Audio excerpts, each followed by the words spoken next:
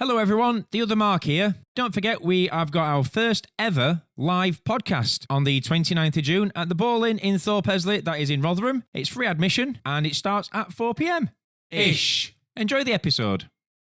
If you're a podcast host, listen up, this one's for you. My name is Allie Jackson. I'm the host of Finding Mr. Height, a dating and relationship podcast that I've been doing for 4 years now, sharing my positive and practical approach to dating that's built on my own life experience. And I wanted to share another experience that I've had, my secret behind monetizing my show. It's called Red Circle, and I was just telling my colleague about how much I love their platform. With Red Circle, not only am I getting a seamless hosting experience, but I also love the support I receive in ad sales. It's not just typical ad sales either. It's targeted opportunities based on my show and my life. And the platform is super simple. You just set your preferences and Red Circle matches you with sponsors that align with your show. You can vet every opportunity and their platform gives you great analytics. More recently too, my Red Circle team has brought me opportunities outside of my podcast on social media to really augment the podcast partnerships, bring them full circle. I just can't recommend them enough. If you want to give it a try, go to redcircle.com to get your free trial. That's redcircle.com for a free trial. Evening, boys. Evening, Sally. Welcome to The Chatting, your local pubcast. I'm Rob. I'm Kirk. I'm Mark. And I'm the other Mark. 3 pints, Sally. And what are you having? I'll have a dirty banana. Cheers. I'll fetch 'em over. Evening, boys. Evening, Rob. How are we doing? All right, are you? Yeah, good. Yeah, fantastic. All good. Hey, hang on. You look as camp as Christmas. What's all that about? I don't know why I did that. I just put my hands on my hips, didn't I? Yeah. Yeah, you should have gone like that. Hiya! Tits and teeth. It's Well, all I'm in a about bit tits if and you want. teeth. Hiya! Hey, Rob, not long till you skydive. Are you still feeling nervous, excited? Hey, well, I was about to say I'd forgotten about it until you said that. Oh. As soon as anybody says anything about it, I all of a sudden just get this nervousness that comes over me, and it's like Brilliant. We're going to talk about it all episode then. I know. Yeah. Well, I know Gemma's excited. She can't wait to push you out of that plane. yeah. and the parachute not open. Well, you're not even going to be wearing it. I'm going to say, she's not even going to give you one.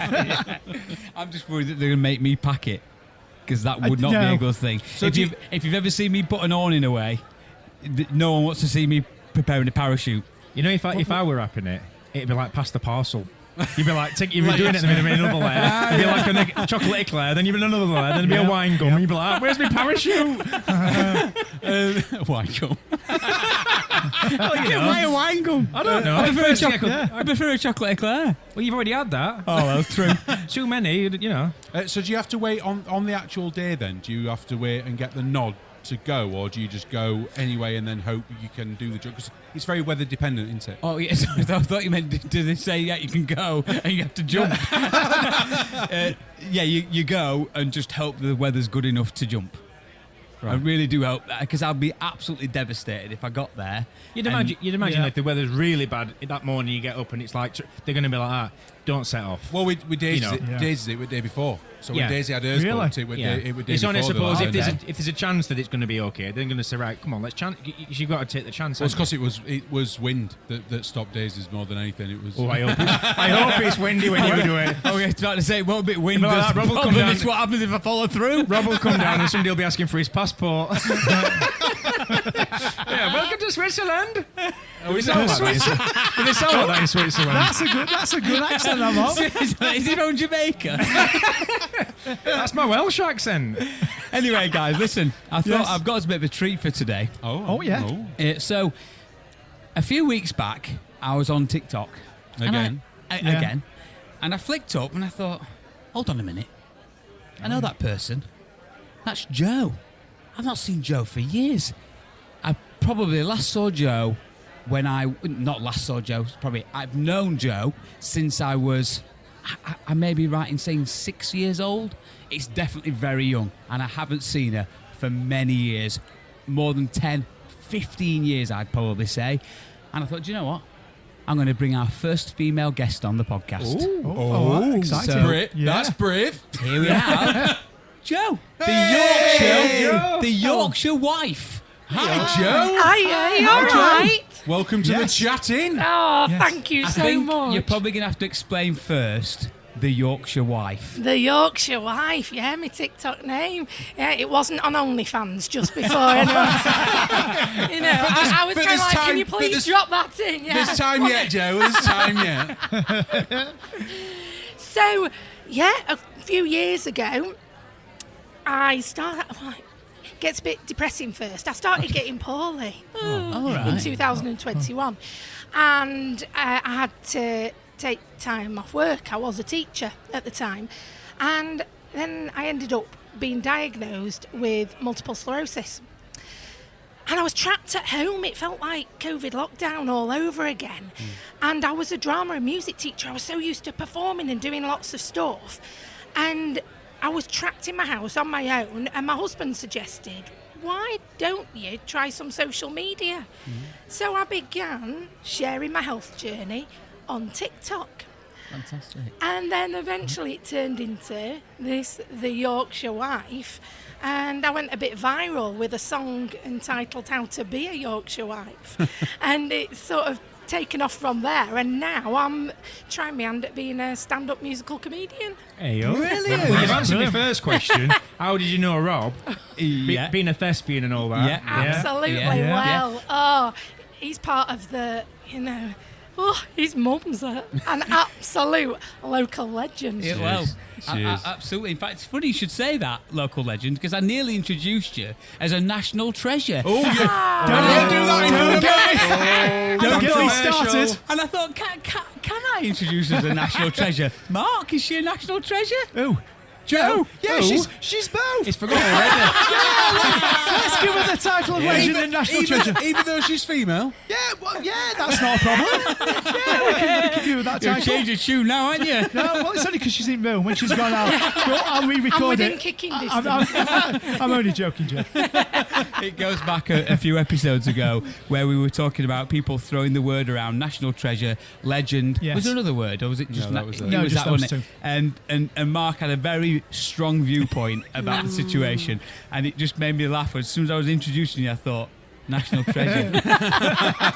Brilliant. Not yet, maybe one day. So the story goes, Mark, that it was your dad, wasn't it? Yeah. Mike, Yeah. who was into the amateur theatre circuit, Yeah. which, as was my mum, many years ago. This is 1990s, isn't it? It is. Maybe even earlier. But I think it was earlier, yeah.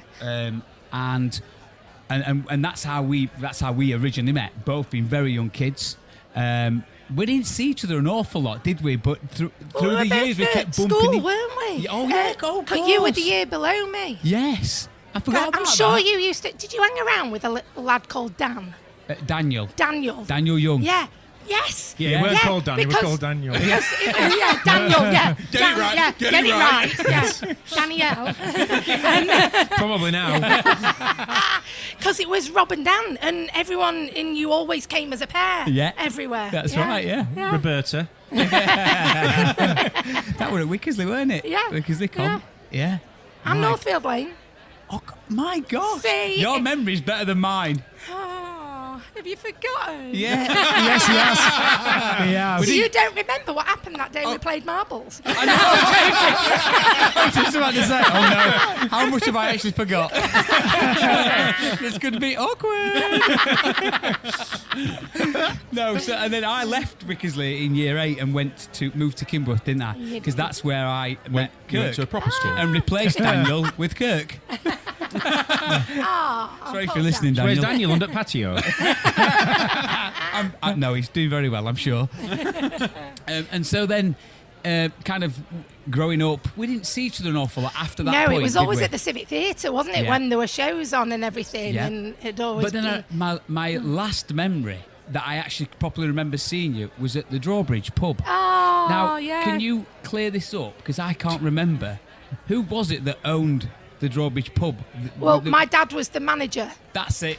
Yeah, That's so it. my dad ran the Drawbridge. Yeah. He'd run loads of pubs around here, ran the Hind, Yeah. Golden Ball down in Whiston. But the Drawbridge, that's the one where he then went back to and retired there. Yes. Yeah. I couldn't get that out of my head. I was like, how did I last see it, and why was that the reason why? And you were singing, weren't you? You were you were on karaoke. I do definitely remember that. Oh, God. And I was always the embarrassing kid who'd get up and sing a musical theatre song. Yeah. And everyone would be like, what's going on? Everyone else is singing Spice Girls. Absolutely, yeah. Absolutely remember Danny being there. Yeah, my brother. Yeah. Your brother. Yeah. Yeah. Not Daniel. No, No, he's Dan. Danny. Danny. Yeah. He's Daniel's definitely under Danny. patio by this point. And he is a legend. Yes. He is a legend. Oh, he absolutely Everybody is. knew Danny. You can't take him anywhere without Danny Toop. And Danny goes, I don't know who it was. His memory's worse than mine. How's he doing? Do you know what? He's really good, thank you. Yeah. He's just moved into a new residential home in South Kirkby. Oh, wow. And it's just fantastic. Give They're a bit of brilliant. backstory of Danny. So my brother has cerebral palsy, and he's 3 years older than me, and he lived with me, my mum, my dad, and then obviously, both our parents had interesting times in the 90s, didn't they? I hope. Not with each other, Not but our parents, not with each other. Why are we going to their house again, Mum? It was always Doncaster Dome. Oh, look who we've bumped into again. And then, look, I keep sad bits. Then when my mum passed away, he moved in with my dad. Yeah. And then it got to the point where Danny was ready to have some independence. And he moved into supported living. And now he's gone into a residential home with other younger adults with disabilities, and he's loving it, absolutely loving it. Off to hydrotherapy tomorrow. We can't wait. Oh, wow. I know. That is fantastic. So, Joe, you mentioned obviously that you started getting ill in what was it, 2021? Yes. So, like into adulthood, you was adult. Yeah. Yes, I turned 40 that year. I was quite the adult. Look, thank you. You can I don't like to presume, we're not used to having women around, Joe. I don't know what the rules are or anything. I've had to get. They told me I had to get dressed for today. He's even had his hair cut.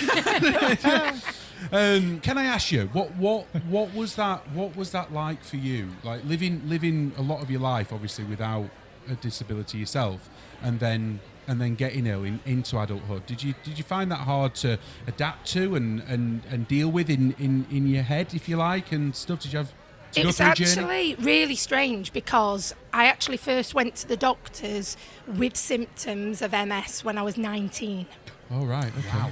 And from being 19 all the way through to being 40, I had hospitalisations, I was misdiagnosed, I kept being thrown from one specialist to another, and constantly, almost to the point of feeling like a hypochondriac, because nobody could put their finger on it. By the time I got to see a specialist, I was okay again, which is where like relapses come with certain types of MS. And then it wasn't until the MRI scans that they took in 2021 that they found lesions, and that and a lumbar puncture then confirmed that I had multiple sclerosis. But it's even more annoying because they actually missed changes in my scans from 2015. So I should have been diagnosed, before I was 20. I was then misdiagnosed, and so actually by the time I got that diagnosis, it was a relief. It was a relief because I'd always known there was something wrong, and in the sort of year leading into that really bad relapse, I kept thinking, am I just lazy? Why can't I do things? Why am I always tired? And why can't I remember things and do all these things anymore and keep, juggling work, kids, everything? So it was a real relief. But unfortunately, that relapse had left me with permanent disabilities, which meant I had to come out of teaching. Yeah. And then I've had all sorts of rehabilitation. And then I was still being gaslighted really by doctors because they'd not fully diagnosed what else was going on with me, and it took seeing a specialist in London to then get the diagnosis of functional neurological disorder as well, with the non-epileptic seizures that I have as well. Oh my gosh. Wow. Yeah. So I've never heard of that. Yes, it's So can you? Yeah, I'll try it. Yeah. So with functional neurological disorder, it's an issue with the brain and body communicating with each other and signals being misfired. So I'll have these episodes where my entire body like turns into a puppet on a string and fly about all over the place. And that's what a lot of my videos on TikTok are as well, following that, because I deal with everything with humour, and so setting those seizures to music goes down really well. It's like going out clubbing with you, Mark. Absolutely, yeah. Everyone always says, I'd just dance along with you. But it's neurological. So it's what's the word expression. I'm looking for? The expression is physical. Yes. What happens, but it's actually driven from neurological. Yes, and with the FND, they can't find it in a blood test, they can't find it on a scan. So it is, again, one of those illnesses that is not believed by a lot, and a lot of medical people, I end up explaining to them what it is, that they don't know what it is, and because they can't just give you, a tablet and send you on your way with it. So it is quite bizarre. So can I ask, pardon my ignorance, but what effects does the MS have on you opposed to the neurological? Yeah, so MS, multiple sclerosis, that is where your own immune system is attacking itself. And basically you have your central nervous system, and you have a myelin sheath around the nerves, and that is being attacked by your immune system, and they believe like the B cells are attacking your immune system. It makes me laugh because apparently it's the mature and immature B cells that are attacking the myelin sheath. So I like to think of it as all these grandparents, getting the kids and going, "Come on, I'll show you a good time." And back to you, Mark. Okay, I thought you might make reference there. It's like we're not clubbing with you. Is this a personification of my Listen, my age always comes into these podcasts. I mean, I didn't think it'd come into this one. I don't think you've ever been personified as MS. No, not at all. It's a new one on me. No, it's more that, I'll show you a good time. And then, depending where those lesions are, I have them in my brain and on my spine, it can then cause different symptoms. So I have some symptoms that I deal with on a daily basis, like fatigue is a real main one, which is not just tiredness. Yes, tired at the end of the day of work is not like fatigue. Your body just switches off. It's so weird because then it can lift as well, and it can come out of nowhere, which is so bizarre. But then I have like pins and needles tingling in my entire body. I have weird numbness where it can all of a sudden feel like parts of your body aren't there. It's really affected my hands. I was a grade 8 pianist, and now, if you hear my songs later, I play very, very simple chords, because that's all I can do now, even though I keep working on it. There's other things like pain, electric shocks. It's so bizarre. Tinnitus, headaches, like ice picks. So there's all sorts going on, and I have relapsing remitting, so I can have periods where I have a real flare up of symptoms, and then I can have moments where I come back to my baseline of symptoms. So I'm at baseline at the moment, so that's good. I get to do a bit more with life. When you speak to someone like yourself and you think, when you get up in the morning and someone says to you, "How are you?" and you go, "Yeah, I'm fine. I'm feeling a bit crap today." And then you think, you and other people, many other people that deal with MS and neurological conditions, go through this every day. You just think, how am I not saying, when someone says, "How are you today?" am I not literally screaming at the top of my voice, "I'm amazing"? Because I don't realise how lucky we are when you've not got something, a condition that has that effect. Oh, I know, but then everybody's got things that you're dealing with, haven't they? We all get dealt our hand, and I always say it's not what happens to you that makes you who you are, it's how you deal with it. And some people let things consume them, and that's their way of dealing with it. I'm a do what I can while I can Yeah. kind of person, and I'll keep going. And I think we all, most people do try to keep that positive outlook, and that's how I got into volunteering for the MS Society. So I'm the volunteer group coordinator for the Sheffield and Rotherham group. Okay. So we have seated exercise classes and social groups. We come together and we've all got that same mindset of we're going to support each other and have this MS family to support each other through the difficult times. I suppose that's important as well, isn't it? Because you know that you're in a room with people that are sharing that experience, aren't they? Yes. Whereas Yeah. we're asking you now and you're explaining it to us, we're sort of going, crikey, that must be bad. But we don't really know what that feels like. Yeah, Whereas you're in a room with people that do. You've got... Yeah, and you help each other with it, because that's the thing. It gets called the snowflake disease, MS, because everybody is different. Because it all depends on where your lesions are, depends on what your symptoms are like, and then the other factors in your life that can make things better or worse for you. But there'll always be someone who's had a similar symptom, or someone who's got a combination of your symptoms, and we help each other, and that gives us so much more knowledge than the medical professionals. Yeah.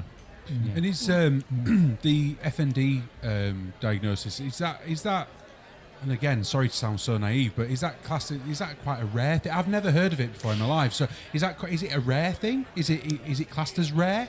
I bet you've heard of fibromyalgia. Yes. Yes, and that comes under FND as well. Okay. Again, something that can't be seen on scans and things, but causes many of the same symptoms as MS and certainly a lot of pain. And it's that the brain and the body not communicating properly and missending signals to your body. And there does need to be so much more research. We've actually, a friend of mine had put a petition together, and we had a response from the government. We got enough signatures to get a response from the government that they are very aware that there needs to be much more money put into this, and that from everyone from GPs to neurologists need to have a better understanding of this. Yeah. Yeah, and awareness, I think. Yes. Awareness, and is that you mentioned that you went into social media. Yes. And I guess at first the way you said it was more like a bit of a coping mechanism because you were stuck in the house or whatever. Do you we'll come on to it in a bit more detail about your social media, but the is that a good platform to create that awareness? Is that something on your mind that it's like that you're trying to use that for awareness of the public as well? Absolutely. Yeah, we've just had MS Awareness Week, and so I put on videos about what is MS, or if it's an FND day, an awareness day, and try to give that information, always with that I'm not a medical expert. Anything I say is from my own life experience. When you think I've been dealing with this for over 20 years, it's just from living with this. Gives me that knowledge, but there are so many of us, and I'm connected. I've got friends now in America, Australia, who have MS, have FND, and I get so many messages all the time with people. And what's lovely, it's when people say a family member's been diagnosed with it, how can I help them? Right. And that is incredible. It's not just the person with an illness reaching out. It is, as you're saying, people who want more awareness and how can they make life easier for a family member or a friend. Yeah, and I think as well, the thing is, it's not like people we don't necessarily know somebody that has these illnesses to just go, I'll get in touch with X, they'll know, they'll be able to give me some advice. But the fact that you're there at the forefront on a social media platform that's not designed, you're not using it necessarily exactly just for that, but it's so easy for them to say, I'll ask the Yorkshire Wife. Yes. I'll speak to Joe. Yes. Because they know, they know, and they can clearly tell from your social media that you are very approachable. Oh, thank you. And that's it. It's really about making sure that nobody goes through this journey alone. Yeah. And I think the fact that I do try to bring humour to it and do look on the positive side of things, that it does make you more approachable. Do you get any negative side from stuff like that? Obviously, social media's got. It says it can be a toxic place. We've talked about it quite a lot on this podcast, and that's why I'm asking. I think out of all the social media platforms, TikTok's my favourite at the minute, and that's because it looks at your algorithms. So therefore, I look at a lot of stand-up comedy or whatever. So therefore, that's what it puts in front of me.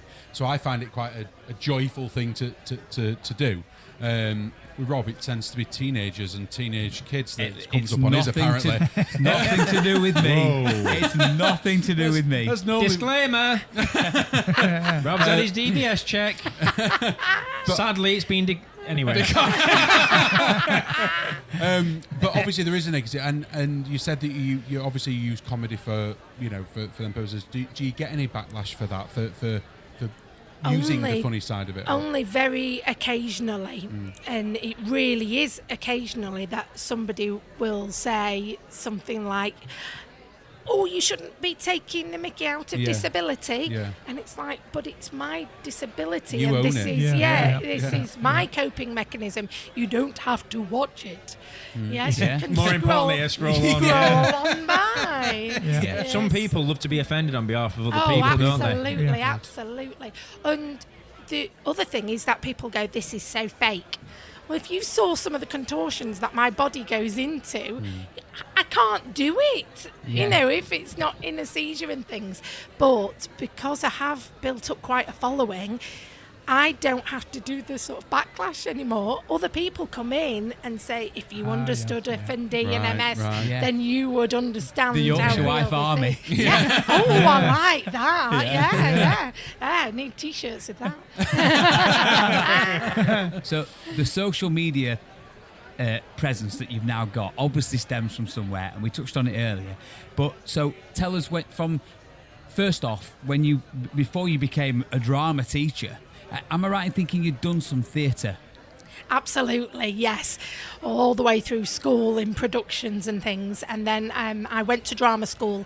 I went to LIPA, the Liverpool Institute of Performing Arts, known as Paul McCartney's stage school. And yes, I did receive my degree from Paul McCartney. Oh, yeah. I did, yes. Personally, from Yes, yeah. He was there at my graduation and have a picture shaking. You went to his school hand. together, didn't you? Yeah, we did. Mark's excited because that's his era. We've brought it back to his era. See what I mean about the age? It always crops up. Yes, my dad, my mum and my brother were able to sit on the front row, disability privileges. And Macca said hello to my brother and my dad. My mum and dad were just like that. Oh my God. Oh my goodness. That's amazing. Yeah. And then what? Then where did it go from there? Well, then I went into some performance and acting and had an agent and started with some TV work. So I did a couple of episodes of Emmerdale. I was Nurse Madeline Hughes back in 2006, which was delightful. If you ever had to stand with sheep around your feet waiting for a cloud to move so they could get the right lighting. Exciting Both me times. and Kirk do actually know that feeling. Extra work yeah. for us, but Yeah, you two will have been dressed as a sheep. Yeah, he was a sheep. I was a scarecrow in the background. Yeah. Well, yeah, and Catching Toasters, Caroline Quentin's nanny on Blue Murder, and by the time the bread popped up how the director wanted it, it was burnt. It's like... Yeah, absolutely. And then I was cast in theatre and education piece that was touring Nottingham called Kids Having Kids for PSHE, and I realised this is amazing. Like live theatre. I'd been up for West End things like Billy Elliot and things like that, Starlight Express. I lied, pretended I could roller skate. I was hoping the singing audition would come first. And it was just like, whoa, here we go. But it was the theatre in education and being right there and seeing the impact that drama could have on young people. Absolutely. And being hot-seated in character and it being you had to know your facts and things, and it being right there in front of you, not the lights and things, and I just loved it. So I did so much more theatre in education. And then Was that with Crag Rats? And didn't work with Crag Rats, worked with Impact Universal Limited, which was... Have you worked I with worked Crag with Crag Rats, yeah. Fabulous, yeah, because are they based over near Home They Firth were Home as well? Firth, yeah. Yes. They don't exist anymore. No, they were brilliant, weren't they, though? But Impact, they were based near there as well. Right. It was brilliant to do that kind of work, and that's then when I started becoming a drama practitioner and worked for Open Minds Theatre Company with Kat Fletcher. I don't know if you remember her from Wickersley as well. Outstanding drama practitioner. And Steve Rogers, who was a drama teacher I do remember Steve Wickersley Rogers. as well. Yeah, They set up the company. Right. And then Kat and I worked with the Royal Shakespeare Company, and we set up the Rotherham Shakespeare Festival and ran the first Rotherham Shakespeare Festival. You went to school with Shakespeare as well, didn't you? There they go again. I never knew this. Yeah. And how many years did that festival run for, or how long? They kept it going quite a while after we stopped sort of leading it, because the idea was that we trained up teachers to then be able to deliver and teach Shakespeare, and we rewrote lots of the plays and directed them in the schools and things, and did all sorts of different festivals. Wow. And then the job came up at Wickersley, which is the school we used to go to, and they were looking for somebody to train up as a drama teacher and somebody who could teach some music as well. Yeah. And that's then, how old was I? I was 28 when I then began training as a drama teacher. Brilliant. So when you said you were rewriting sort of Shakespeare stuff, then was that to make it suitable for kids, or was it just make it a bit more entertaining, or? Yes, both. So obviously there can be very lengthy plays, so it was really taking the essence of the story and going back to the characters and being able to pick out what the story really was trying to say. Okay.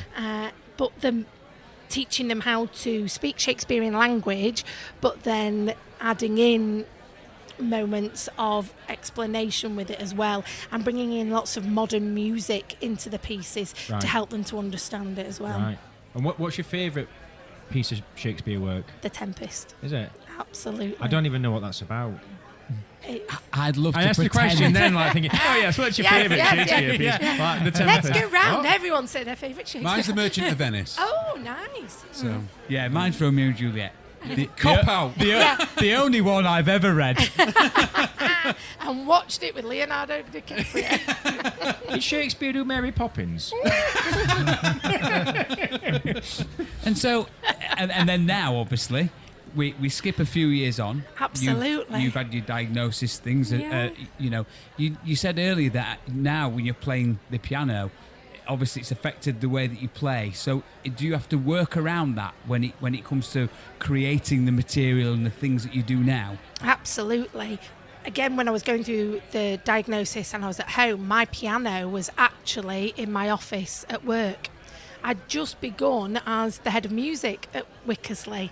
I'd worked so hard and directed musicals and got to the point where it's like, wow, this is fantastic career-wise. And had my piano at work for students to be able to play a nice piano for their exam pieces and things. And then I was at home without anything, and I couldn't play. So probably about 8 months I didn't play at all and couldn't. And then when I was leaving the job, piano was delivered home, and it was on that day that I wrote one of the comedy songs, When Life Gives You Lemons. Right. And was like, right, I've been sharing my health journey. And again, Ben, my husband, he was just like, come on, why don't you just put it out there? It doesn't matter. Just give it a go. So How amazing to have that support as well. He's incredible. He really is. And so we just thought, right, here we go. I'm going to put it out there, because I'd always written comedy songs since my teens, but didn't ever have the confidence, that imposter syndrome, didn't ever think it could go anywhere. And it did. And now, was it a week ago, you were awarded the judges' nomination for Gag and Bowman Comedy Award. I won my heat last week, and I've made it into the final of Gag and Bowman Comedy's New Comedian of the Year. That's fantastic. Amazing. That's great. Where was your heat then? Where did that take place? It was in Batley at 1931 Birstall Bar. Okay. Beautiful bar. You got to go there. Yeah. Fantastic. You said bar. They sell beer. I'm going. Yes, yeah. You didn't ask me twice. Did they do beer? Oh, I think it's time you left. You've been here 2 weeks. And where's the final held? It's going to be there as well. Okay. Yes, on the Monday, the 25th of August. Oh, we need to Bank make a holiday, plan on that. Yeah. Might need to calendarise that. Yeah. Definitely. So do you get out? Do you gig much then? Are you out and about? And I try to have 1 gig a week. okay. I would love to be able to do more, and I actually did a stand-up comedy course last year to raise money for the MS Society with Ultra Comedy, and from that started getting gigs, and I'd love to do more, but obviously my health Yeah. just has to take precedence, and I'm a mum and a wife, you know, so I have to do those things as well. So I'd love to be able to do more, but I've had some great gigs, and I have to be careful that I can't drive too far and things. So it's all those things to take into consideration. But I was lucky enough to perform as one of the middle acts at Dewsbury Town Hall in February, and Alan Davis was the headliner. Oh wow. And the Lost Voice guy was the opening act. Oh, brilliant. Which was just incredible. Yeah. Especially because backstage, Lost Voice guy, when he's talking to you backstage with his computer, he has a Newcastle accent. He's from Newcastle, so he talks to you with his Newcastle accent, and he's this RP voice when he's on stage. Well, he only needs 2 keys, doesn't he? Why I? That's what he went in Newcastle accent. He was stuck. He'd love that. That's brilliant. Well, actually, you mentioned there about the training that you did with Ultra Comedy. So, if somebody, let's say, in and around this table, was thinking of doing Ultra Comedy or whatever stand-up, would your recommendation to be stop putting off and just get on with it? Absolutely, but I would point you in the direction of Graham Rayner. Because as you can probably mentor. tell, they're talking about me. Yeah. Being so funny. No, we're not. We're talking about the other Mark. Honestly, just do it. It would only be for 30 seconds, and then after the first tomato, I'd be off. But yeah. So a bit of background, and for people that maybe have not gone back to episode 2 Very early on. We did a New Year's resolutions. Mine, as we've discussed at the start of the podcast, was to jump out of a plane 15,000 feet and do a skydive, and it didn't happen the first year. Mark's was to do a stand-up comedy show. And again, he didn't do it either. So we redid them again, and I said I was going to do the skydive. I'm now doing it in a few weeks, next week. But Mark's now no longer seems to be committing to his, and he really shouldn't he? Absolutely. Yeah. And Graham Rayner is running mentor programs, and through Steel City Comedy in Sheffield. He's absolutely fantastic. There's I'll no put you ducking in this, touch is with there? him. No? Yeah. You need to put him in touch, Yeah. don't you? An hour? Absolutely. Oh yeah, I can't do that. Sorry. Be more expensive for me. Do you find when you're out and about, then doing your day-to-day stuff, that people recognise you? You're obviously having your social media exposure. It's getting more and more, often in Asda. Yeah, in Asda or at the hospital. Right. Yeah, that people will stop me and go, "Are you her?" It helps that you're wearing your T-shirt, Yes, though, yeah, doesn't it? absolutely, yeah. For anyone that can't see, she's currently wearing a Yorkshire Wife branded T-shirt that looks like the logo of Yorkshire Tea, but it says Yorkshire Wife. Yeah. It's a very good logo, I must Thank say. you. Brilliant, I isn't love it? it. Yeah, designed by Northern Power Garms. Really? Yeah, they made this for me. Jules, good old Jules. She's Get you amazing. name dropping. Oh, absolutely, You've got absolutely. You've got it. They have to pay a premium for name drops on here, you know. That needs to be a thing. Yeah. So going back to comedy then, who do you look for inspiration, or who was an inspiration to you? You know, when you say, oh, he's my favourite comedian, or she's my favourite comedian. It was absolutely Victoria Wood. Yeah. When I was young, my mum would put on, you know, an audience with Victoria Wood, and then would watch As Seen on TV with Julie Walters, and then I can't remember her name. You know, in Father Ted. The go on. They're cleaner. No, brought the tea out. Yes, what's the character now? I can't think. But it was characters like that. I'll Google it. Yeah, Google it. That Was it somebody, Mrs. Somebody? No, that's an easy one. Should we all have a guess? No, but what I mean by that is Come on, Captain Obvious. No, come on, hear me out. What I mean by that is that they called her Mrs. Somebody instead of Vicky or something like Mrs. that. Doyle. Yeah, there we go. Mrs. Doyle. Pauline done, McLean. That's what I mean by the Mrs. Right. Paul what? Pauline McLean. Pauline McLean. Yeah, Mrs. Doyle, that way. Yeah, and they addressed her by Mrs. Doyle Yes, instead of yes. Julie or whatever her name was. Yeah, that's what I meant. You smart arses. Thank you very much. And that's what.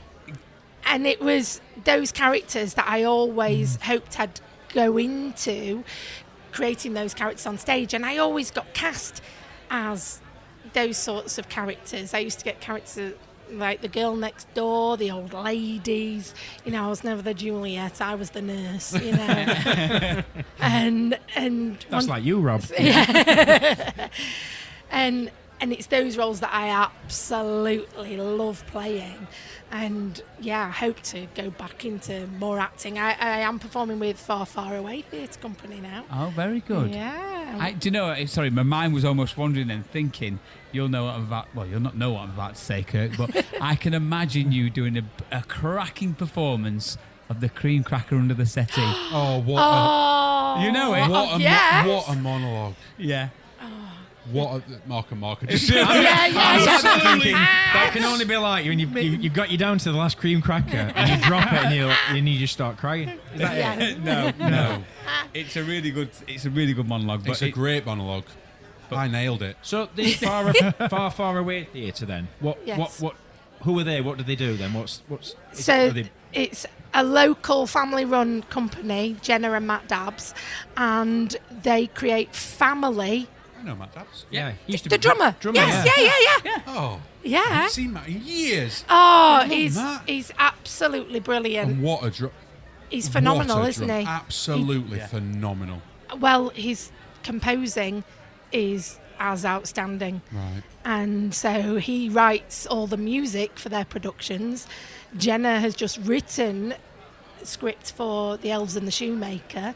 That's going to be at the Montgomery Theatre in Sheffield this December. Oh, wow. fantastic.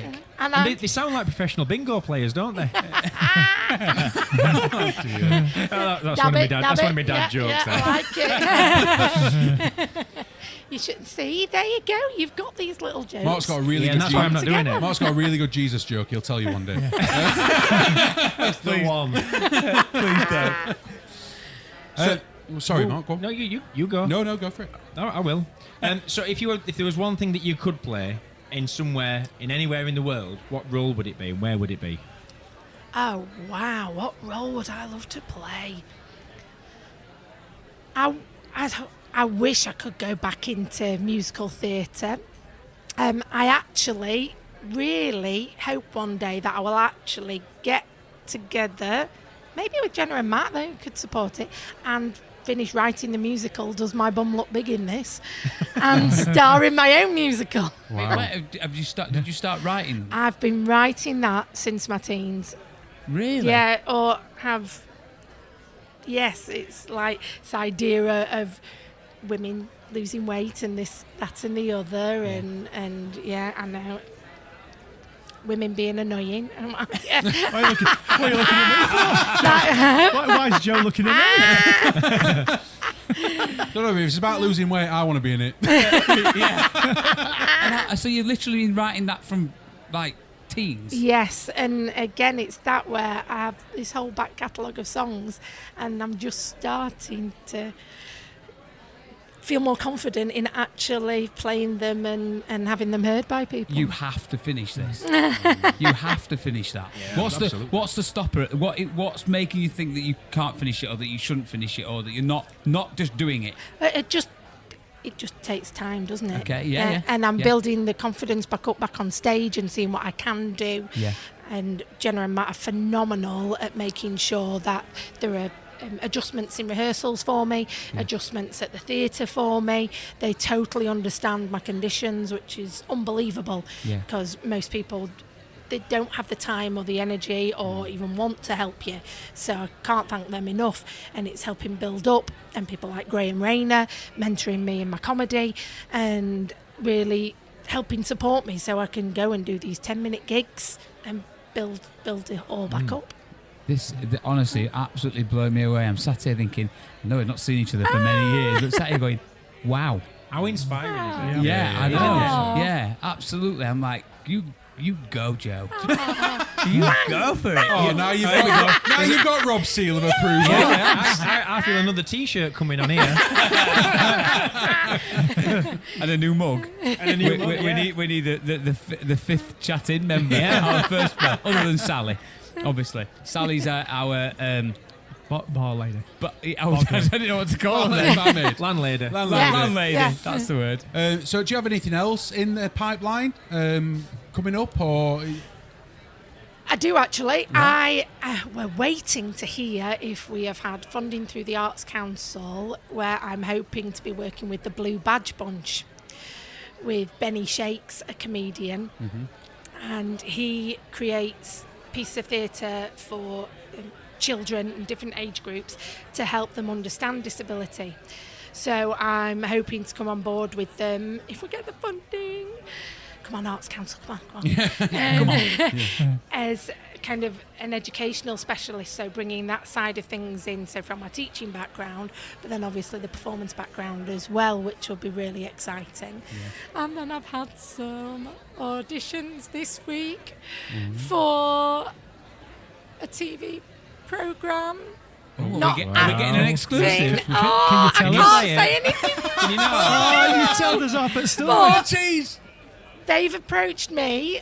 They found me on TikTok. Yeah. And they're looking for loud, confident people who've got stories to tell. You've got a few of them.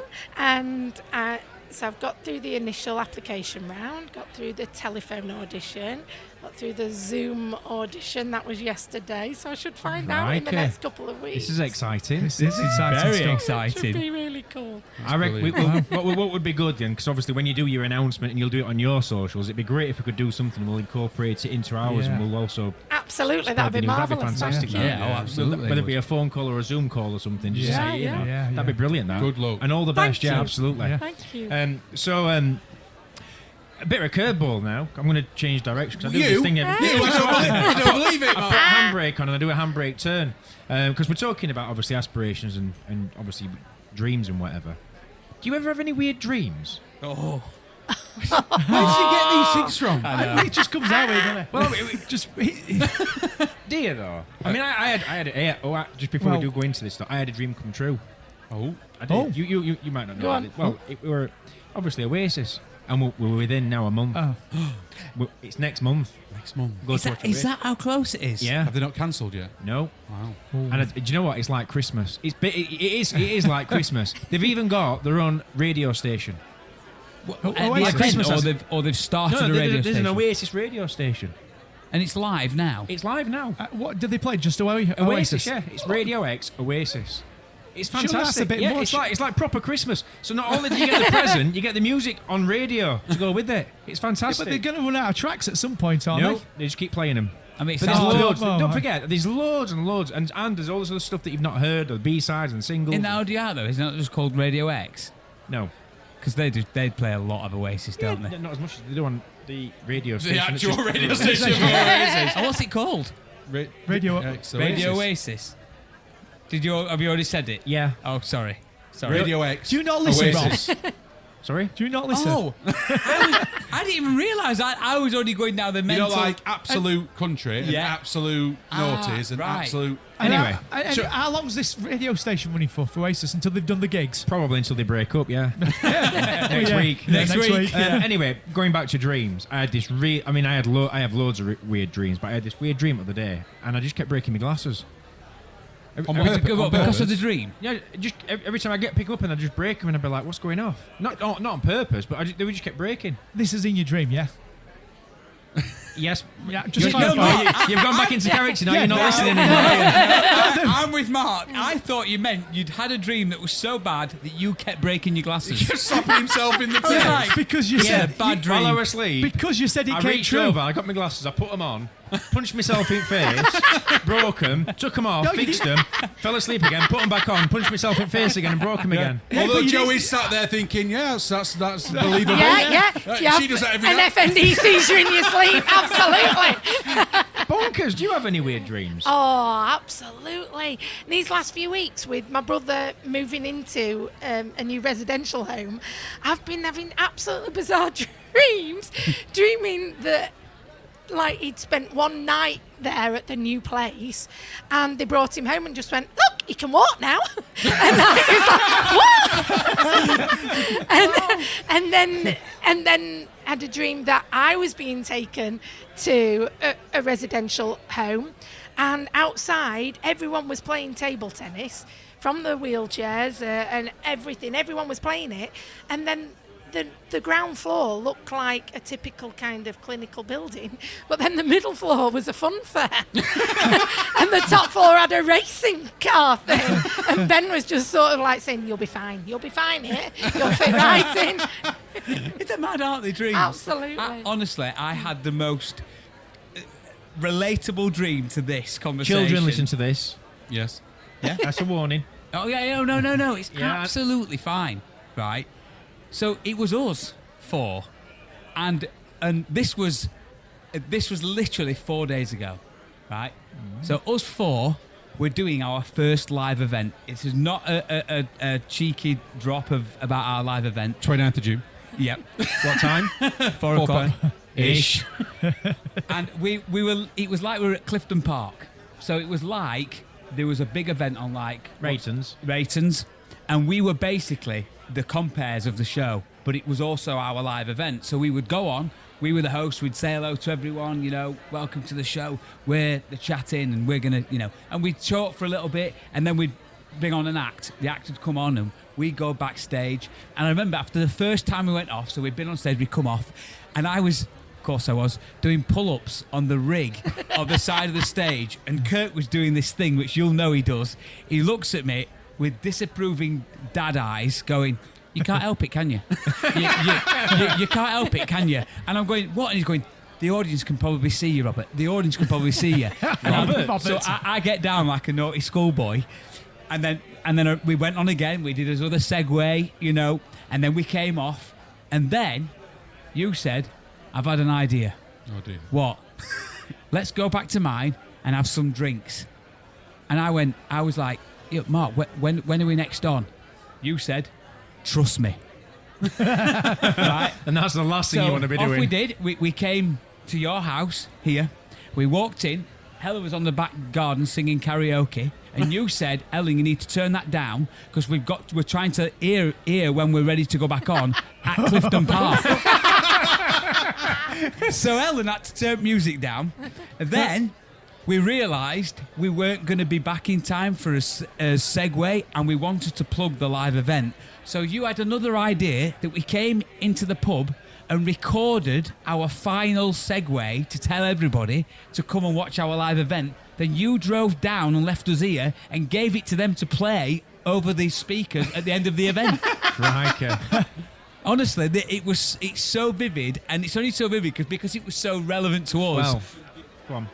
I would not have known, because I don't remember dreams that well, and because it was so relevant to us, I was like, I have to write this down because I knew I'd forget. Is that not a thing with all of us, right? If you do not think about your dream, as soon as you've had it, it's gone. Yeah, it disappears. Yeah. And so I had to make a conscious effort to write it down because I really wanted to tell you. Well, have you two had any weird dreams? Yeah. Have you? You can't remember, can But you? I can't remember. Seriously. You're supposed to remember your name. I mean, Rob's right. They go instantly, but they go that quick that I ain't even got time to write them down. Because I'm writing them down going, right, I had this... Oh, I forgot it. That's how quick they go. So, yeah, I have loads of weird dreams, but I just can't remember. Sorry, Kirk. Have you had any weird dreams? Well, I had one other night, but I were handcuffed to a bed. Whoa. No? We're robbing that as well. You don't want to hear about any other dreams. You don't want to hear about my dreams. Well, after I had that, believe him for after some I had reason. that first dream, I thought, like what you said, I started writing them down because I thought, do you know what? There's some talking points here, and I'm going to start off with the first one. The first one's quite somber, right? And I weren't going to bring it up, but I am because it doesn't end badly. Oh, Okay. Although it starts off quite bad. Oh. So we went to this. Funeral. No, I can't describe why we were there, but we went to this place and it was like a all inside was like a multi-story concrete sort of, a series of levels like that. A car park, you mean? Yes, that's what it was set like. Okay. All different levels. You were there, Kirk, and obviously your family and everything else, and we were there, and I can't remember who else were there. But inside there were a fun fair, and there were a really high slide at the top, and there were me and I think I was stood at the top, and there were a couple of other people stood at the top, and Mimi was at the top, and she fell off, and we're talking 6 or 7 meters high. She literally fell off. Honestly, it's really bad. This, and she hits the floor. Mimi's my daughter, by the way, It's his Joe. daughter. Oh my God. I know. My 13-year-old. It's a dream. Right, anyway, she knocks herself out, and then we're like, you're all stood around her, and I'm looking down going, shit, what would do? What? And then she just gets up and just, like, as if nothing's happened, and starts walking around in it, and you're like, she's saying, I'm all right, and I'm shouting, you need to go to the hospital, you've been unconscious, you need to go to... She's fallen 7 meters, been knocked unconscious, and then got up as if nothing's wrong. And it were like, obviously I've only brought it because it was okay, but it's like, where would that come from? Yeah. Anyway, then I had another one. This was night after, right? So I was DJing, right, in a pub that I know very well. And I know that I'm not going to mention the particular pub. And nothing would work. And I were putting CDs into a computer, trying to get this DJ stuff to work. And I was like, I don't know what I'm doing. And I couldn't get anything to work. And the landlady come over and she went, you've been on an hour and a half now and you've not even said a word on the microphone. And she was telling me off. So I went to the front of the pub and picked up some birthday cards.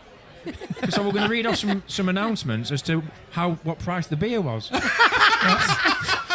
Brilliant. All the special offers in the shop, but there were birthday cards at the front of the pub in a shop, but that are in the back on a computer trying to, like, what? Where's that? Do you know what I mean? Yeah. And then I had another one. Goodness me. I have actually got another one now. I were back at school, right? But I was 43 years old. And That's quite... 43? I was 43 years old. Okay. I were at school, and it was my last day of school. But I'd not been to school the day before, so I was like, well, there's no point in going anymore, so I left. What's the punchline? That way. Listen, let me tell you, you've.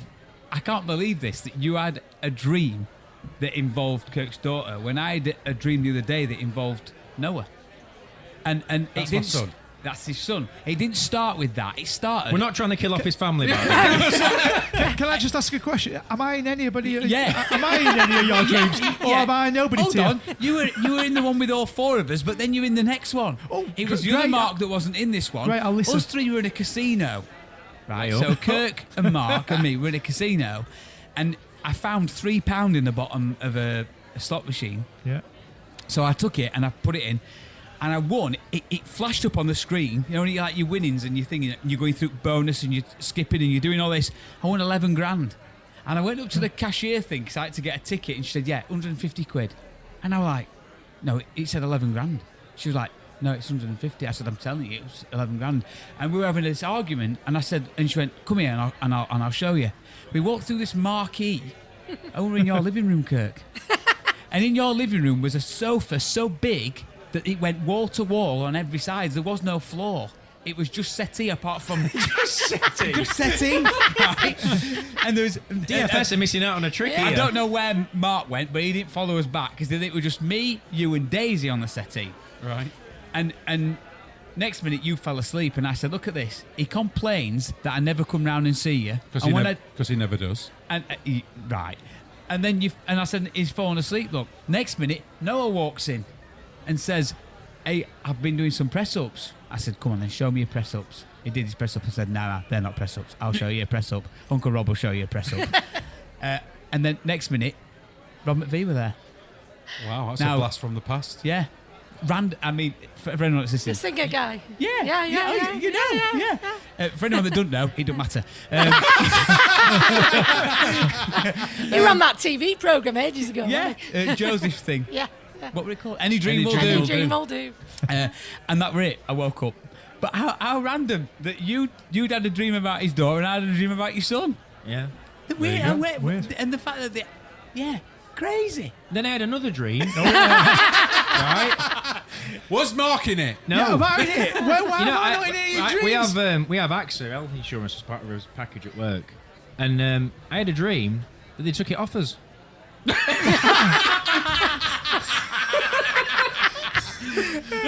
Your dreams go from I got very a letter bizarre. like that. Oh, they're taking it off Well, us. your dreams go from very bizarre to just very boring. Don't they? Do you know what I mean? Just shit dreams. I often talk as I'm coming out of a dream. And here's a conversation that I had with my husband. Is this the script? Yeah, Oh, really? yeah. Do you want to? Yeah. So okay. All right. Okay. So we're so holding the this was script. me. Yeah. Yeah. In my And this is still while you're asleep. asleep. I'm still asleep. My husband will either record or he'll write it down, and he talks back to me to see what I come out with. Right. Really? So we're going to read Yeah, this, yeah? so I Okay. suddenly went- So I'm playing. This is great. I'm playing your husband. Yes. Yeah. Okay. So, why do you use fishing magazines? What do you mean? They're not comfy to lay on. They keep you warm though. Who's going to drive? Who do you think should drive? Billy wants to. That's my son. That's okay then. Don't let Ollie. That's my youngest son. Why not? He's dressed up. What? what has? A pirate. His feet can't touch the pedals. He has a wooden leg. Well, I hope he hasn't. No, yes. Yeah, we've got enough going on. Haven't we? What if the fish is still alive? I did it. Did what? Got the chain on. What chain? On the bike. Whose bike? Abby's. Who's my friend from school. And this was an actual conversation that you had upon Yeah. waking up. Yep. And it's happened loads of times. And then what I feel a happens? whole new feature coming on. And then do you literally just? How do you just then wake up, or does he wake you up? Well, I'll still be then asleep, so he'll tell me then, like when I have woken up, you've done it again. I used tell me what to I've talk said. in my sleep quite a lot, and but I used to wake myself up with it. Ow. So I used to. What did you used to say? Wake up! So yeah. But what was weird is that I knew I was doing it, and it was a conscious thing. It became a conscious thing that I was doing it, and like I'll always remember once when I can't. As I've come round, I was talking about 10p coins, and my other half lay next to me and asking me what about the 10p coins, but then I was trying to explain it in a conscious state. Do you get what I mean? So like, Yes. I knew I'd obviously been speaking in my dream or whatever, being asleep, woke myself up doing it, but then tried to continue the conversation because as far as I'm concerned, I was talking You were sense. actually having I was it. talking sense. Do you know what I mean? Until I got to the point where she literally said, "Tell me what you mean. tell me what you understand." And actually, I remember going down. I was just literally sat in bed and I just went, "I've absolutely no idea." Absolutely no idea. But I was adamant at first that what I was saying was making sense. Yeah. And it's such a weird state to be in, isn't it? Yeah. Semi-lucid. The mad thing is, I do that while I'm awake. Yeah. Gemma will literally be talking to me, and every now and again I'll just respond with something that's completely unrelated to the conversation or anything. And she'll be like, "What are you on about?" And I go, "I've done it again, haven't I?" And it's like I've completely gone. Rob, you do know you do that with us as well. And you know what? Gemma does something. She will literally scare the life out of me. She will literally wake up she don't wake up. All of a sudden we'll be asleep. I just want to say, I've heard a recording of this. Yeah. And she'll go, literally it's silent, and she'll go, "Ugh." and I'll wake up and be like, what? And she'll go, "Ugh." Right? And it'll be silent, and she'll go, "Ugh." Right? No joke. I would be off. And he gets, and you're asleep, so you're like not expecting Is this quite it. loud as well? Or No, just, this is the same volume I'm doing it. Oh, okay. And then all of a sudden, out of nowhere, so it's. And I absolutely pat myself. I heard a recording of this. You know, if I'd not, Wow. the reason why I said I'd heard a recording of it, right, Yeah. is because if I hadn't, I'd have been sat here going, oh, yeah, I think he's probably over exaggerating a bit. Right? Yeah. We, people that have known Yes. Rob long enough, Yeah. we know that it's something that he tends to do. Bit dramatic. Get it from me, Mum. Runs in the family. But I've actually heard a recording of this, and everything that he's just done there, to the T, is exactly what's on that recording. How often does she do that? Not She's very very often. When she dreams about their wedding day. Not very often, mate. Oh dear. Go on, you were going to say something. Go on. No, go on. Are you you sure? Yeah, you go. Well, I want to hear one of Joe's songs. That's exactly what I want to do. I don't suppose you've got a keyboard, have you? Do you know what? I have. Here's one I prepared earlier. What's the chances? What's the chances? Fantastic. So we're going to hear one of your. What do you call them? Ditties? Yeah, just comedy songs. Just, yeah. Fantastic. Should we get this keyboard set up? Let's do it. Let's do it. Time at the bar, please. Right, we're all set up. Oh, I'm excited. You know. Me too. This is good. Live performance. Yes. Ladies and gentlemen, may we present Joe, the Yorkshire Wife. Hey! Thank you very much. Now, you actually think it's you four that's invited me on here. It's actually your wives, and they've asked me to teach you something. Are you ready? Yeah. Oh, yeah. Bouquets and blowjobs just go together like fish and chips, Anton Deck, handcuffs and leather. Yes, a floral display could get you a BJ. Don't spend much, no need to be showy. A bunch from Aldi got me husband a blowy. Bouquets and blowjobs, bouquets and blowjobs. I know what you're gonna try tomorrow. Bouquets and blowjobs, bouquets and blowjobs. If you get her favourites, she might even swallow. Kirk at the back just took out his phone. He's on Interflora, guaranteed next day delivery. We know what you're doing tomorrow. He's going for some floral to try and get some more. Add some chocolates and some wine. He might get you sent a 69.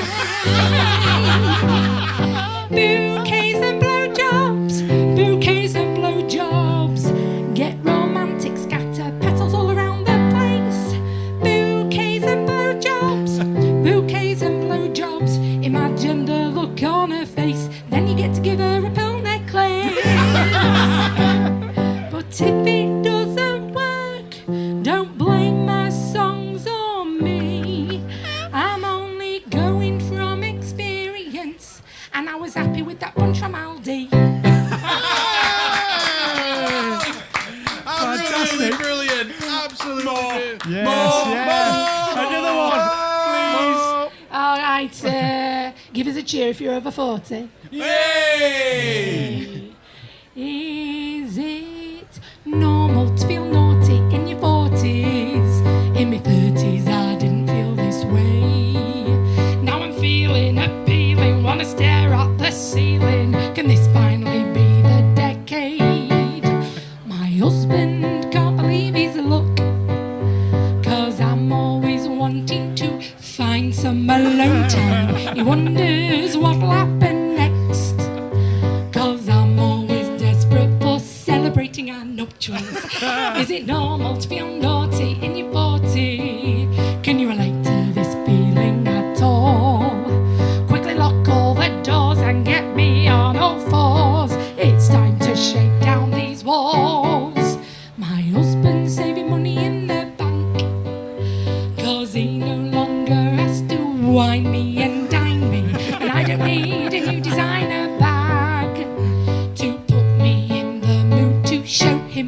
love him. Is it normal to feel naughty in your 40s? Won't you tell me what is going on? Choose something that suits you from the Kama Sutra. Get upstairs and let's get it on. I know that it might sound corny, that I am always feeling hopelessly in love with you. The whole thing might sound like a farce. I'm considering taking it up with my therapist. Is it normal to feel naughty in your 40s? Absolutely amazing. Did you enjoy that, Mark? Please, one more. Yeah, Have you one got- more. have- Can you do one more? Alright, well, here we go. Here's how to be a Yorkshire wife. How to be a Yorkshire wife. Tits, chips and gravy. Keep him happy all his life with tits, chips and gravy. Throw in a curry once in a while. Cold beers in the fridge will make him smile. Make Yorkshire puddings go the extra mile with tits, chips and gravy. How to be a Yorkshire wife. Let him watch football, golf and rugby. Keep him happy all his life. Let him watch football, golf and rugby. Throw in a World Cup once in a while. The Open and the Masters all make him smile. Let him watch Six Nations go the extra mile. Let him watch football, golf and rugby. And all we ask in return, how to keep a Yorkshire wife. Spa days, gin and Prosecco. Keep her happy all her life with spa days, gin and Prosecco. Throw in a bouquet once in a while. Order takeaway, it'll make her smile. Book a bottomless brunch, go the extra mile with spa days, gin and Prosecco. Do you know what? I'm a bit reproved. You might not have gathered already. Obviously, we're not already in that. I'm a bit reproved. How clever are them songs? Unbelievable. That second one is absolutely genius. How you Thank change you. the rude words for some. Well, music, there were no could new almost- words in it at all. It's all in your head. You could almost see Mark's fence clenching as the word was coming and it changed and he was like, oh, amazing. No rudies. Absolutely fantastic, and you can see where that your inspirations sort of. You talk about Victoria Wood, and it's like your own style. Do you know what I mean? It's not copycat, but you've nailed it. It's Thank absolutely you. fantastic. It is. Do you know what? I have seen some of your TikTok stuff, but I've not heard two of those songs. Oh, They're absolutely brilliant. That Thank was you. pure brilliant. I'm absolutely certain that our socials off the back of that are going to go nuts. They're going to go nuts for you, and your followers are going to go through the roof. Well, I said through the roof. We've only got 4 listeners. Those 4 people will be like, shit, that is amazing. And I know their sense of humour, the sort of stuff they're into, they're going to love you. It's absolutely brilliant. Yeah, brilliant. Thank you for doing thank that. you. oh Yeah, no, thank thank you you so so much. Thank you. I've got a couple of questions. All right. Random questions. Oh. And we'll do a round robin with them. Random, oh. We'll start with you, actually. If you were a pizza topping, what would you be? Ooh, I'd absolutely be the pepperoni. Would you? Yeah. Why? Why? Bit spicy. Ayo. Yeah. Everybody likes me. Yeah. And if you're vegan, I don't want to know. What about you, Mark? Pineapple. Oh, yeah, straight in the bin. You've picked mine. Because I'm sweet. That's it. Move on. Straight in the bin. Is that what you were going to say? Yeah. You're sweet and you don't belong. Yeah, I was going to say pineapple because I was going to say sweet yet controversial. So I was going to say What do you mean? I'm pineapple. not controversial. No, I meant for me. Oh, That's what I'm saying. right. You pinched mine. Oh, I'm sorry. You can have pineapple though. Just add on the controversial bit to it. No, it's gone now, isn't it? Oh, okay. Yeah. So what are you? Garlic sausage. Ooh. Moving on. Why?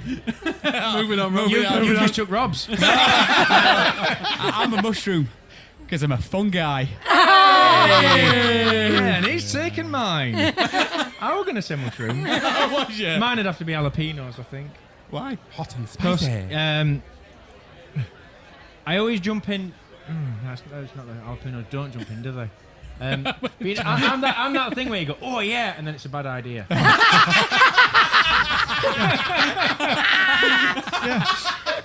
Chili. Yeah. You asked the question mark, so come on.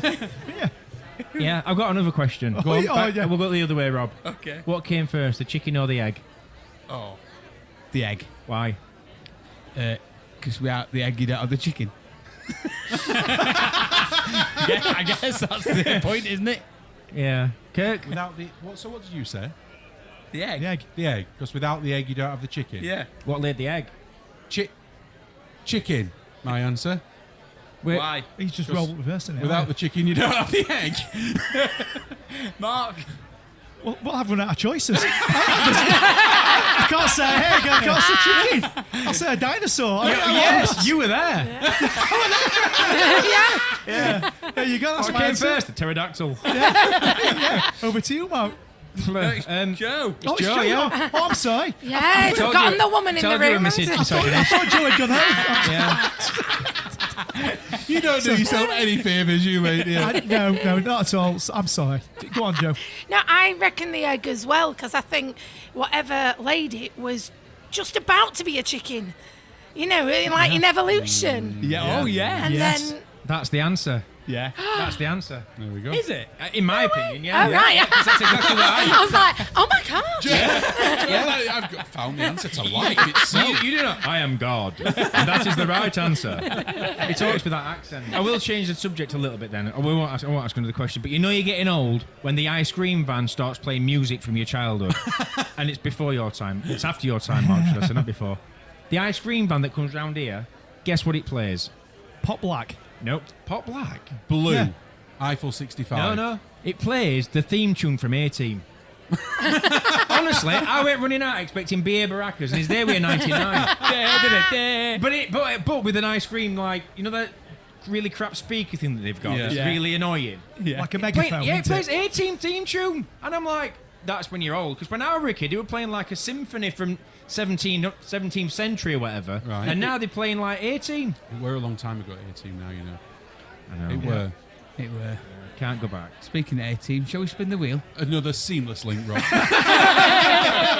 Yeah, so spin the wheel. Here we go. Oh, it's spinning. What's it going to be? Oh, I'm just so excited. Come on. He's nearly there. The Wheel of Features. So we've got nothing to go through from last week. No, your fact nothing on at last all. week, weren't it? It worked I great. think my facts. it's only fair we allow the Yorkshire Wife to spin our Wheel of Yeah. Features. Wheel of Features, yes. Yeah. Do you want to take the mantle? Give it a really, really good spin. Yep. Here we go. What's it going to be? What's it going to land on? Come on, Joe, give us a good one. Hey! Yours, Mark! Oh, Kazoo anyway!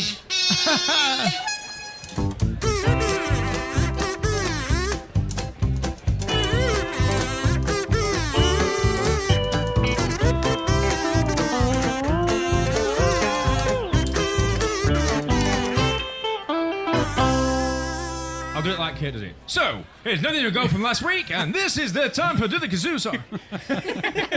No, so what I'm going to do is I'm going to play a song on the kazoo, and you got to guess what it is. Yeah, Okay. I'm crap on the kazoo. Yes, we know. That is Well, confirmed. apparently, we're crap at least at guessing it, but our listeners are really good. So Yeah. I must admit, Yeah. the last time we did this, Yes. and none of us had a clue what you were playing at all. Yeah. Right? None Yep. of us. Clueless. But the amount of listeners It did. that knew exactly what you were Yep. playing, Oh, right? wow. Even to the fact of my wife was sat there listening to the podcast and looked at me and said, "Are you three idiots?" which she is correct. Absolutely. She wasn't even referring to me playing kazoo. Yeah, she not even stop pressing. Yeah, not even that episode. But no, so it must be us that's rubbish. But you know what? We've got a musician here now. Yeah. Yes. Oh, no, So- pressure. Oh, the pressure's the pressure's on Mark. me, Trust yeah. me. Are you ready? Yes. Yeah. Ice cream man's here.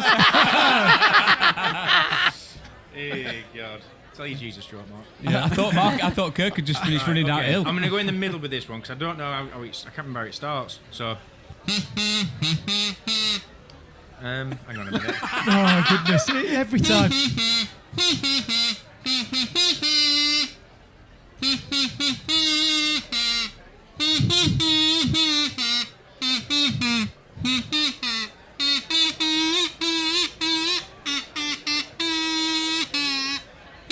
I'm changing key. Is there a key?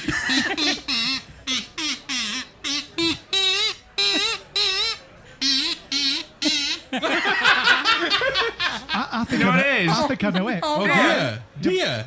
I think. But Really? Yeah. So what we normally do now, Joe, is we normally all have a guess, but then we don't reveal the answer until next week. Oh. So So we could be right, but Mark won't tell us. So do you want to have the first guess or the last guess? At one point, I thought, is it Barbie Girl? Yeah, but then it's the. Yeah. Yeah, don't forget the. Are you having another dream, Rob?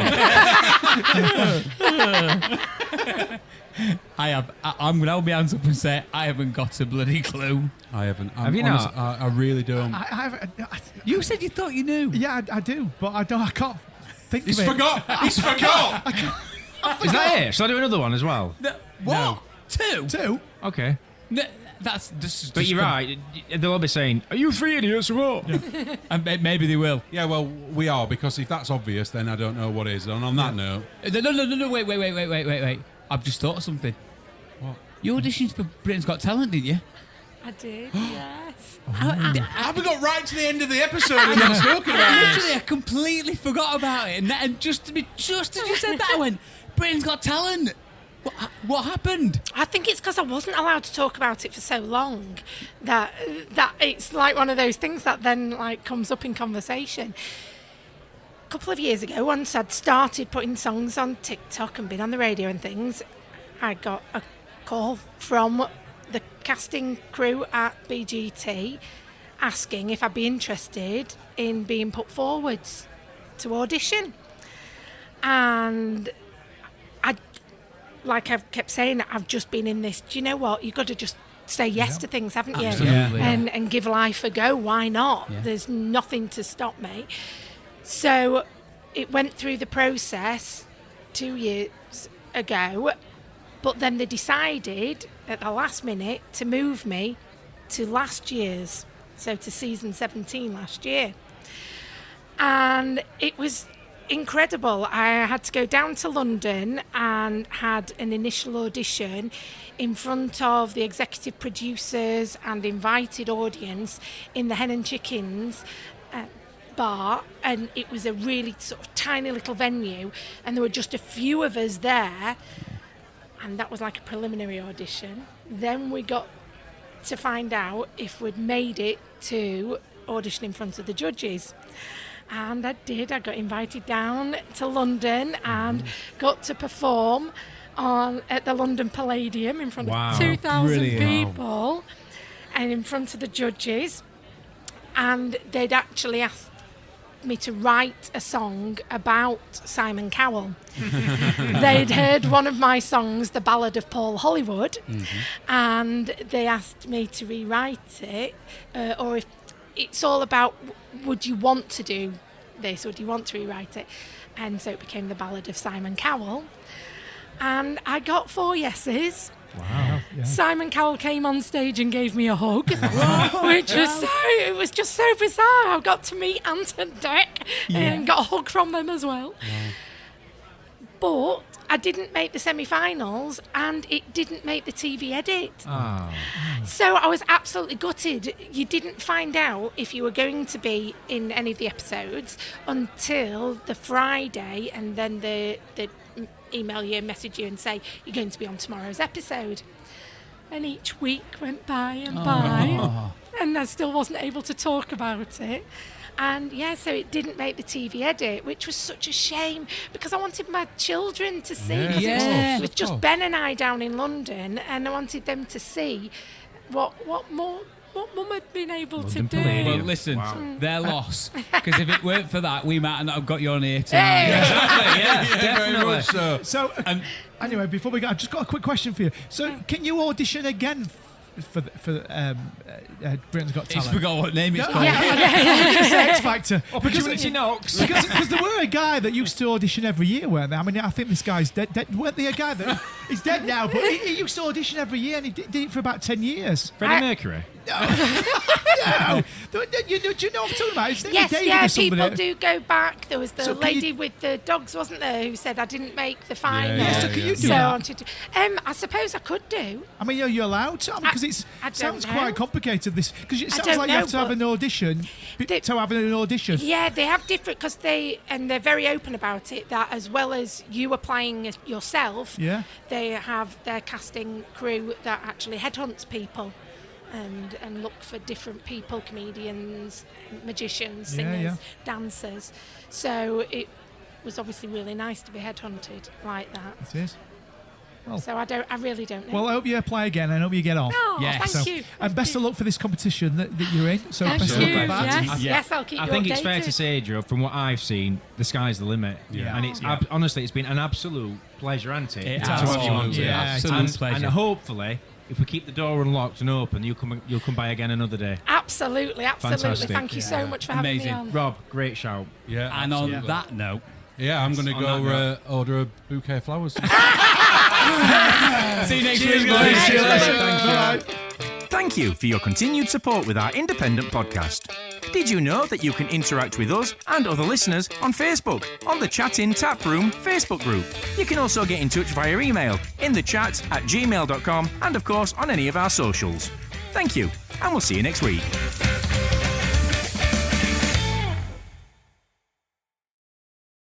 Hello, everyone. The other Mark here. Don't forget, we have got our first ever live podcast on the 29th of June at the Ball-In in Thorpe-Esley. That is in Rotherham. It's free admission and it starts at 4 p.m. Ish. Enjoy the episode. If you're a podcast host, listen up, this one's for you. My name is Allie Jackson. I'm the host of Finding Mr. Height, a dating and relationship podcast that I've been doing for 4 years now, sharing my positive and practical approach to dating that's built on my own life experience. And I wanted to share another experience that I've had, my secret behind monetizing my show. It's called Red Circle, and I was just telling my colleague about how much I love their platform. With Red Circle, not only am I getting a seamless hosting experience, but I also love the support I receive in ad sales. It's not just typical ad sales either. It's targeted opportunities based on my show and my life. And the platform is super simple. You just set your preferences and Red Circle matches you with sponsors that align with your show. You can vet every opportunity and their platform gives you great analytics. More recently too, my Red Circle team has brought me opportunities outside of my podcast on social media to really augment the podcast partnerships, bring them full circle. I just can't recommend them enough. If you want to give it a try, go to redcircle.com to get your free trial. That's redcircle.com for a free trial.